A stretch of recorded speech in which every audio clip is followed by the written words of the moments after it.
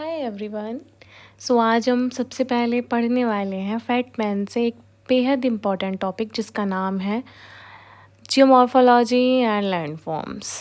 ये टॉपिक बहुत इम्पॉर्टेंट है लेकिन समझ में थोड़ा कम आता है, इसीलिए मैंने सोचा अगर बाई चांस आपको भी ये कम समझ में आ रहा है तो इसको मैं बहुत आसानी तरीके से मैं आपको समझाती हूँ।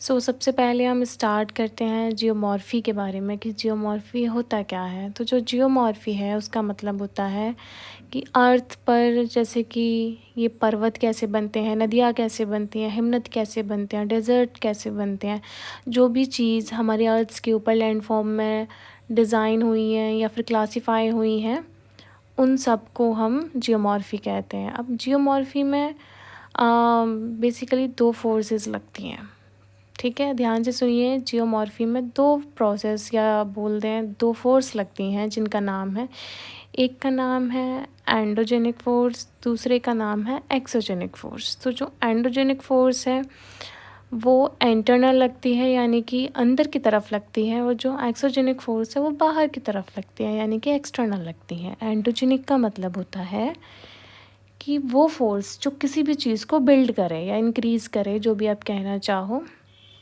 और जो मतलब एक्सोजेनिक फोर्स है वो डिस्ट्रॉय करती है चीज़ों को।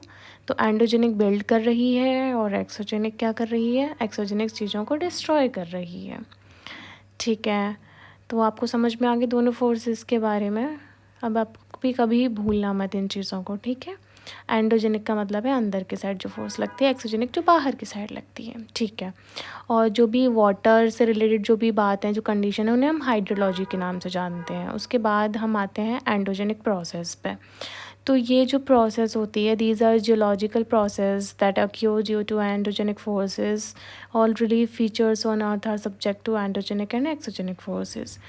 हम बात करते हैं जैसे कि जितने भी रिलीफ फीचर हैं अर्थ पे वो सारे इन दो फोर्सेस की वजह से बने हुए हैं, एक एंडोजेनिक और एक एक्सोजेनिक। जैसे कि उनका एग्जांपल है हिमालय। तो आपने देखा होगा हिमालय जो है वो कंटिन्यूसली इंक्रीज़ होता जा रहा है। क्यों इंक्रीज़ हो रहा है? क्योंकि जो उसमें एंडोजेनिक फोर्स है, जो बिल्ड वाली फोर्स है, वो बढ़ती जा मतलब जो वो ज़्यादा है, और एक्सोजेनिक जो डिस्ट्रॉय वाली फोर्स है वो कम है। सेकंड एग्जांपल अरावली, वो कंटिन्यू डिक्रीज़ होता जा रहा है क्योंकि जो उसमें डिक्रीज़ होने वाली फोर्स यानी कि डिस्ट्रॉय वाली फोर्स, एक्सोजेनिक फोर्स ज़्यादा है और बिल्ड वाली फोर्स एंडोजेनिक कम है। और जो एंडोजेनिक फोर्सेस होती हैं वो अपनी एनर्जी लेती हैं अर्थ से, अर्थ के अंदर से। अर्थ के अंदर कहाँ से भाई? तो उसके लिए आपको याद करना पड़ेगा कन्वेक्शन।